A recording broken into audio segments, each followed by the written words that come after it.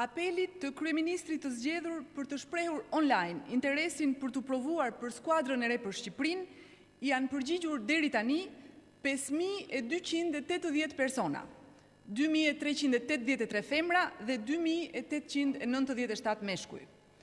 Kjo është një përgjigje ngazëllyese qytetare për projektin ton afatgjat të krijimit të bazës së të dhënave mbi kapitalin njerëzor të Shqipërisë.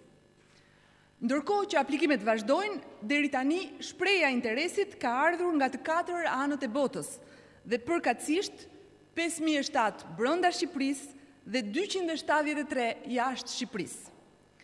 Interesante është edhe e dhëna mbi grupmoshat e interesuara. Nën 25 vjeç, 1.320 vet. 26 deri në 30 vjeç, 1.782 vet. 31 deri në 40 vjeç, 1.394 vet. 41 deri në 50 vjeç, 423 vet dhe mbi 50 vjeç, 361 vet. Ne po punojmë për të sistemuar aplikimet sipas kategorive profesionale, sipas shkallëve të eksperiencës, si edhe për të përgatitur kalimin në fazën e dytë, ku të gjithë aplikantët do të marrin informacion prej nesh. Sqarojmë përsëri se ky nuk është një premtim për punë, por një hap i rëndësishëm drejt lirisë së konkurrencës dhe vlerësimit sipas meritës në këtë vend. Përmes kësaj baze të dhënash, do të bëhet e mundur që në konkurset për vendet vakante ose të reja në sektorin publik të ketë shumë më tepër kandidat, duke i bërë konkurset plotësisht të hapura për çdo që ka interes të provohet. Kjo është një rrugë për t'i dhënë fund praktikave të errta tradicionale larg syve dhe vëmendjes së publikut.